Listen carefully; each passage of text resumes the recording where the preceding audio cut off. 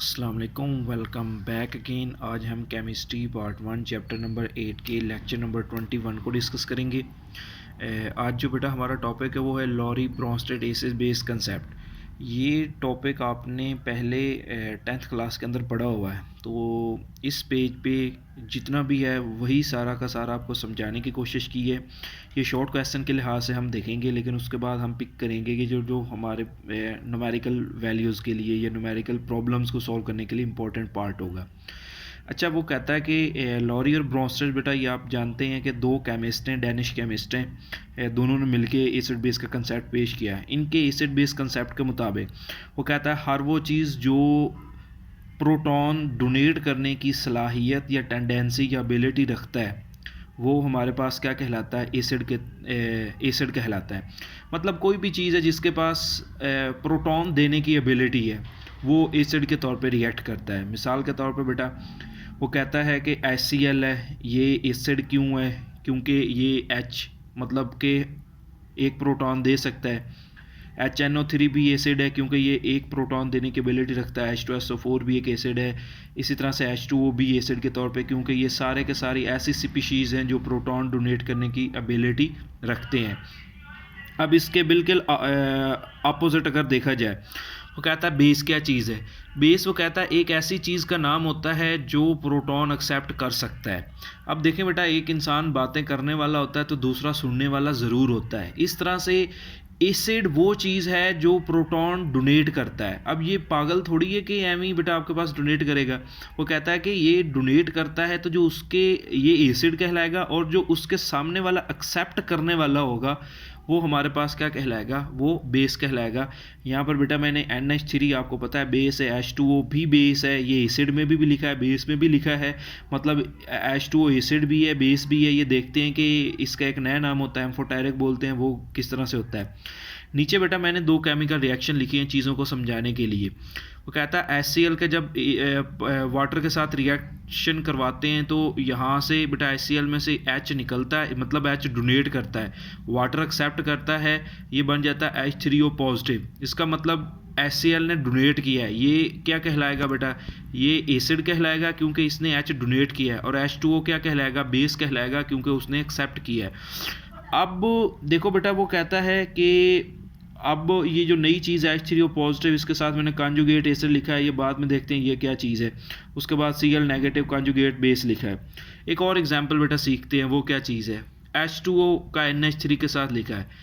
इस रिएक्शन के अंदर H2O बेटा क्या करता है, एक H देता है और एसिड के तौर पर रिएक्ट करता है।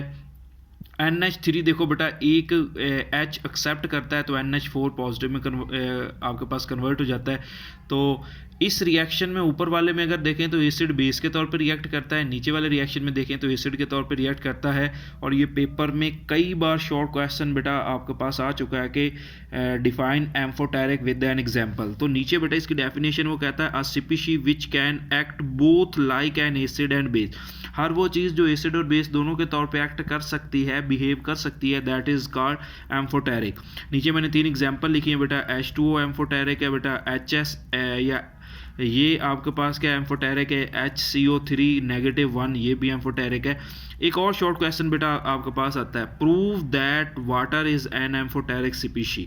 उसमें बेटा डेफिनेशन के बाद आपको ये दोनों केमिकल रिएक्शन लिखने होते हैं, इसलिए ये दोनों केमिकल रिएक्शन लिखे हैं। तो शॉर्ट क्वेश्चन बड़ा इंपॉर्टेंट है, prove that water is an amphoteric species. Definition के बाद ये आपको साबित करना है।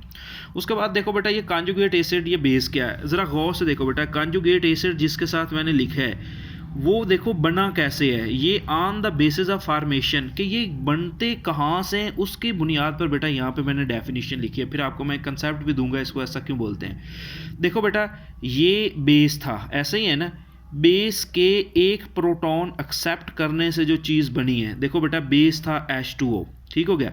H2O में मैंने एक चीज़ ऐड की है, वो है प्रोटॉन H पॉजिटिव, ये देखो ठीक हो गया। तो तब जाके क्या चीज़ बना है, H3O पॉजिटिव। तो वो कहता है आपके पास कि वो चीज़ जो बेस के एक प्रोटॉन खाने से, निगलने से या एक्सेप्ट करने से बनता है उसे हम किसका नाम बोलते हैं, कॉन्जुगेट एसिड का नाम बोलते हैं। तो यही चीज़ बेटा डेफिनेशन में लिखी है, a CPC which is formed by a base by accepting a proton, कि जो बनता किससे है, बेस का एक प्रोटॉन एक्सेप्ट करने से जो चीज़ बनती है वो कॉन्जुगेट एसिड कहलाता है। अब इसके हम देखते हैं बरैक्स कॉन्जुगेट बेस क्या। कॉन्जुगेट बेस ये देखो, ये एसिड था बेटा, एसिड में से हमने H क्या कर दिया बेटा, H पॉजिटिव हमने माइनस कर दिया, मतलब कि उसमें से निकाल दिया, पीछे बच गया Cl नेगेटिव, वो ये बन गया। वो कहता है कि a CPC which is found from an acid, वो कहता है वो चीज़ जो एक एसिड से बनी है, कैसे बनी है, बाय डोनेटिंग अ प्रोटॉन। ठीक हो गया। वो कहता है कि जो एसिड का प्रोटॉन डोनेट करने के बाद जो चीज़ बनी है वो उसका कॉन्जुगेट बेस कहलाएगा। अब पेपर में ना कॉन्जुगेट एसिड बेस की डेफिनेशंस और आपके पास जो एसिड बेस है इनको मिक्स मत कीजिएगा, अगर पेपर में पूछ लेता है तो यहाँ इतनी ज़्यादा इंपॉर्टेंट नहीं है, लेकिन आपको पता होना चाहिए कि कॉन्जुगेट एसिड कब बनता है, कॉन्जुगेट बेस क्यों बनता है। एक तो ये होगी डेफिनेशन जो आपने 10th में पढ़ी है। अब मैं एक्चुअली बताता हूँ कि ये कॉन्जुगेट एसिड क्यों है। देखो बेटा, इसके पास H3O पॉजिटिव के पास एक H पॉजिटिव आ गया है ना, असल में ये अनस्टेबल स्पीशी है। वाटर खुद को स्टेबल करने के लिए खुद में से अब H डोनेट कर सकता है, और हर वो चीज़ जो H को डोनेट कर सकता है वो क्या कहलाता है, एसिड कहलाता है। इसलिए अब इसको कॉन्जुगेट एसिड कहते हैं। अब इसके ऊपर नेगेटिव चार्ज है, negative charge attract positive charge, और किसके ऊपर पॉजिटिव चार्ज होता है, H पॉजिटिव के ऊपर। इसका मतलब ये H को हासिल कर सकता है, एक्सेप्ट कर सकता है, और जो हर वो चीज़ जो एक्सेप्ट कर सकता है उस आपके पास प्रोटॉन, उसे किसका नाम बोलते हैं, बेस। तो इसलिए हम उसे किसका नाम बोलते हैं, कॉन्जुगेट बेस का नाम बोलते हैं। इन कंसेप्ट को समझिएगा। नेक्स्ट हम जा रहे हैं, अब हम पार्ट 1 की तरफ मूव करेंगे न्यूमेरिकल को समझने के लिए। अब एक बेटा यहाँ पर मैंने कोई HA मतलब कोई एसिड है बेटा, उसको वाटर में डाल दिया है बेटा, यहाँ से H निकल के पानी में आता है तो ये H3O पॉजिटिव बनता है और साथ में नेगेटिव बनता है। अभी मैं आपको समझा के आऊँ, हर वो चीज़ जो H देती है वो एसिड है और पानी एक्सेप्ट कर रहा है, यहाँ पे ये बेस होगा बेटा। ठीक हो गया। ये HCl वाला ही रिएक्शन बेटा समझ ले। ठीक हो गया। ये एक ही जगह पे आप Cl नेगेटिव लिख सकते हैं, जो भी मैंने आपको सिखाया। ये कॉन्जुगेट एसिड है क्योंकि ये बेस का प्रोटॉन बढ़ने से बना है, और ये कॉन्जुगेट बेस है क्योंकि ये एसिड का प्रोटॉन डोनेट करने से बना है। उसके बाद अगर बेटा इसका केसी लिखें इसी रिएक्शन का, तो वो कहता है केसी इस तरह से आता है आपके पास प्रोडक्ट ओवर रिएक्टेंट। अच्छा, यहाँ पे ना एक चीज़ बेटा समझिएगा, मैंने डायरेक्टली यहाँ पे Ka लिखा है कि ये Ka बनता कैसे, इस चीज़ को समझिएगा। अब एक स्टेप यहाँ मैंने नहीं किया। H2O आपको पता है बेटा दूसरी साइड पे जाकर क्या होता है, मल्टीप्लाई होता है Kc के साथ, और ये दोनों H2 और Kc आपस में जाके क्या होते हैं बेटा, मल्टीप्लाई होने के बाद जो चीज़ बनती है वो Ka बनता है। अब इसमें ना हम कांस्टेंट ये एक्चुअली H2O क्यों नहीं लिखते बेटा, H2O एक्चुअली जो हम इसलिए नहीं लिखते क्योंकि बेटा वाटर जो हमारे पास होता है ना, इसकी कंसंट्रेशन हमेशा कांस्टेंट रहती है, तो इसलिए हम इसको इग्नोर करते हैं। ठीक हो गया। हमें Ka निकालना, और Ka निकालने का फार्मूला हम पढ़ चुके हैं हम इसी चैप्टर के अंदर लेक्चर नंबर 19 में मैंने आपको सिखाया था कि कितनी कंसंट्रेशन ऑफ एसिड्स उस चीज़ के अंदर पाई जाती है, और साथ में जो आपके पास बेटा उसके पास कॉन्जुगेट जो बेस बनता है डिवाइडेड बाय स्टार्ट में इनिशियली एसिड की कंसंट्रेशन। ठीक हो गया। तो इसीलिए बेटा मैंने यहाँ पे H3O पॉजिटिव की जगह पे देखो H2O में H पॉजिटिव ऐड करो। इसका मतलब यही है ना कि पानी में जितना H पॉजिटिव ऐड हुआ है उतना ही आपके पास उसकी एसिडिक स्ट्रेंथ बढ़ी है, तो तब जाके H3O बना है। तो उसमें मैंने जो आपके पास H पॉजिटिव ऐड हुआ है उसको अलग कर लिया है, साथ में जो बेटा जो कॉन्जुगेट बेस बनती है वो लिखते हैं, और नीचे स्टार्ट में जो इनिशियली एसिड की कंसंट्रेशन डालते हैं। ये प्रीवियस लेक्चर्स में मैंने आपको Ka जब पढ़ाया था आपको वहाँ पे ये सिखाया था फार्मूला। उसके बाद वो कहता है कि इसी तरह से Kb निकालना हो बेटा। Kb इसीलिए मैंने लिखा है, देखो ये अब कॉन्जुगेट बेस अब रिवर्सिबल रिएक्शन में सुनिएगा कैसे होता है।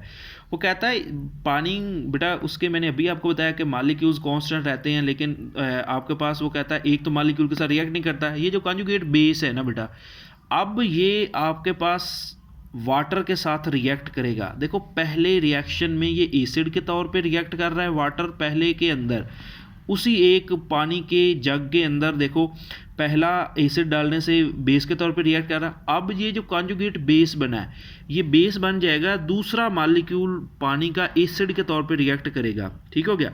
और वो जब एसिड के तौर पे रिएक्ट करेगा तो H इसको दे देगा, A को H दे देगा, तो ये बन जाएगा HA और खुद के ऊपर क्या चार्ज आएगा OH नेगेटिव। देखो HOH पानी यही है ना, जब एसिड के तौर पर करेगा ये बांड तोड़ेगा, H किसको दे देगा, A नेगेटिव को दे देगा, ठीक हो गया। और खुद के ऊपर कौन सा चार्ज लेके आएगा OH नेगेटिव। याद रखिएगा उस हालांकि हमने बीकर के अंदर एसिड ही डाला था, लेकिन एक मॉलिक्यूल वाटर का एसिड के साथ रिएक्ट करके बेस के तौर पे रिएक्ट कर रहा है, दूसरे के अंदर बेटा वो किसके तौर पे रिएक्ट कर रहा है, वो आपके पास चूंकि उसी सोल्यूशन में कॉन्जुगेट बेस के बढ़ने की वजह से वाटर के साथ वो रिएक्ट कर वाटर अब एसिड के तौर पे उसके साथ रिएक्ट करके ये चीज़ बना रहा है, ठीक हो गया। अब इसका बेटा केसी लिखेंगे प्रोडक्ट ओवर रिएक्टेंट। अब फिर यहाँ पे बेटा देखो H2O कहाँ जाता है कि इसकी कंसंट्रेशन कांस्टेंट होती है, चेंज नहीं होती, इसलिए हम इसको गायब करते हैं या इसको दूसरी साइड पे जाकर केसी से मल्टीप्लाई करते हैं तो उसका आंसर KB आता है बेटा। अब हमने KA और KB दोनों के दोनों निकाल लिए। आगे बेटा हम दोनों ने क्या करना है, KA और KB दोनों को मल्टीप्लाई किया तो बेटा ये देखो KA की कीमत वो थी मैंने यहाँ पे लिखी है, KB की कीमत ये है मैंने यहाँ पे लिखी है, ये A नेगेटिव के साथ कट गया, ये H के साथ कट गया, पीछे ये बच गया। अच्छा यहाँ से ना एक बड़ा इंपॉर्टेंट शॉर्ट क्वेश्चन आता है, ये यहाँ से लेके यहाँ तक आपको करना होता है, ठीक हो गया। एक्सरसाइज का एक तो क्वेश्चन नंबर आपके पास जो है ना बेटा 12, क्वेश्चन नंबर 12 का एक शॉर्ट क्वेश्चन है, prove that PKA plus PKB is equal to PKW। ये पेपर में बहुत बार शॉर्ट क्वेश्चन आ चुका है, इसमें कुछ नहीं वर्डिंग लिखनी, डायरेक्टली बेटा हमें यहाँ से शुरू करना है और ये सारा करना है, ठीक हो गया। उसके बाद एक और शॉर्ट क्वेश्चन एक्सरसाइज का 12 में बता रहा था, वो कहता है कि क्या वाकई PKB की जो PKW के बराबर और इसकी कीमत जो 14 आती है 25 पे, ठीक हो गया। तो बिल्कुल ऐसा ही होता है और उसमें भी यही आंसर लिखना होता है, इसको समझिएगा। देखो बेटा KA और KB को यहाँ से हमने स्टार्ट करना है बेटा, ठीक हो गया। अब हमें पता है बेटा, अगर किसी को याद होगा तो हम लोगों ने पढ़ा था बेटा, ठीक है, हमने एक इक्वेशन निकाली थी, मैं आपको थोड़ा सा याद करवा देता हूँ। मैंने आपको ये लिखवाया था KC इज इक्वल टू, जब पानी आयोनाइज हुआ था आयोनिक प्रोडक्ट के अंदर ये चीज़ बनी थी और बटे में मैंने आपको बताया था H2O बचता है। अब यही चीज़ तो यहाँ मैं आपको बार बार सिखा रहा हूँ, H2O कैसे गायब होता है, दूसरी साइड पे जाके मल्टीप्लाई करते हैं तो KC के साथ H2O को मल्टीप्लाई किया, इधर क्या बच जाता है H पॉजिटिव और साथ में बेटा क्या बचता है OH नेगेटिव। अब इन दोनों को मल्टीप्लाई करके आंसर क्या आता है बेटा KW। जैसे इन दोनों को मल्टीप्लाई करके आंसर KW आ रहा है, इसी तरह से बेटा ऊपर वाले में भी मैं आपको समझा रहा था कि ये उधर जाके मल्टीप्लाई करके एसिड के लिए KA बन जाता है और बेस के लिए क्या बन जाता है KB बन जाता है, जैसे अभी मैंने ये सिखाया है। तो इसीलिए बेटा मैंने ये डायरेक्टली, ये देखो KW इसके बराबर है, डायरेक्टली तौर पे इसकी जगह पे मैंने KW लिखा। अब दोनों साइड पे बेटा मैंने लॉग ले लिया, देखो इधर भी लॉग ले लिया, इधर भी लॉग ले लिया। अब लॉग का एक रूल है आपको पता है, बीच में मल्टीप्लाई होता है, तो जब हम उसको सेपरेट करते हैं तो KA प्लस KB। अब दोनों साइड के साथ बेटा -1 के साथ मैंने मल्टीप्लाई किया, -1 लॉग KA प्लस -1 इसको बेटा इसके साथ मल्टीप्लाई किया is equal to minus log, इधर बेटा ये माइनस लॉग KA बन गया, ये प्लस मैंने बाहर लिखा है, अंदर बन गया माइनस लॉग KB, इधर माइनस लॉग KA। आपको पता है कि किसी भी चीज़ से पहले माइनस लॉग आता है तो हम छोटा p लिखते हैं, PKA plus PKB plus PKW, ये तो प्रूफ हो गया। और वो कहता है इन दोनों को सम करें तो इसके बराबर आता है और उसका आंसर वाकई ही इतना आता है बेटा, यहाँ तक क्लियर। अच्छा आप यहाँ से एक चीज़ सीखिएगा बेटा, और जो मेन कंसेप्ट है, एक तो शॉर्ट क्वेश्चन ये हो गया, आखिरी दो कुछ रिजल्ट हमने निकालने, ये रिजल्ट का भी शॉर्ट क्वेश्चन पेपर में कई बार आ चुका है, तो शॉर्ट क्वेश्चन यही होता है, पहले इसको सीखिएगा। देखो बेटा यहाँ हमने एसिड डाला था, पानी बेस के तौर पे रिएक्ट कर रहा है, लेकिन कुछ ऐसी चीज़ बनी है, ये कॉन्जुगेट बेस बनने की वजह से अब ये इतना वीक है कि अब वही पानी का दूसरा कतरा उससे ज़्यादा स्ट्रॉन्ग है, वो एसिड के तौर पे रिएक्ट कर रहा है, और जो आपके पास जो बेस उसका बना है एसिड से, ठीक हो गया, वो उसको बेस के तौर पे रिएक्ट करवा रहा है और पानी खुद एसिड बन गया है। यहाँ से एक चीज़ सीखो बेटा, वो ये होती है, ये जो मैंने एसिड डाला था ना, ये स्ट्रॉन्ग एसिड था, द स्ट्रॉन्गेस्ट एसिड। तो यहाँ से सीखो, जब स्ट्रॉन्ग एसिड डालते हैं ना, जो उसका बेस बनता है ना कॉन्जुगेट, वो वीक बनता है। जितना मैं वीक एसिड डालता उसका कॉन्जुगेट बेस उतना क्या बनना था, स्ट्रॉन्ग बनना था। ठीक हो गया। तो यही रीज़न है बेटा, यहाँ पे एक शॉर्ट क्वेश्चन आता है, वो कहता है conjugate base of very weak acid. ठीक हो गया, कि एक वीक एसिड का जो कॉन्जुगेट बेस बनता है इज़ वेरी स्ट्रॉन्ग, वो बहुत स्ट्रॉन्ग होता है। लेकिन वो कहता है conjugate acid of a very strong base. इसी तरह से एक कॉन्जुगेट एसिड होता है जो स्ट्रॉन्ग बेस से बनता है, वो आपके पास क्या होता है, वीक एसिड होता है। मतलब कि Ka और Kb यहाँ पे एक दूसरे के क्या होते हैं बेटा, इन्वर्सली प्रोपोर्शनल होते हैं। इन्वर्सली प्रोपोर्शनल होंगे तो इन दोनों को जमा करेंगे तो 14 के बराबर आएगा।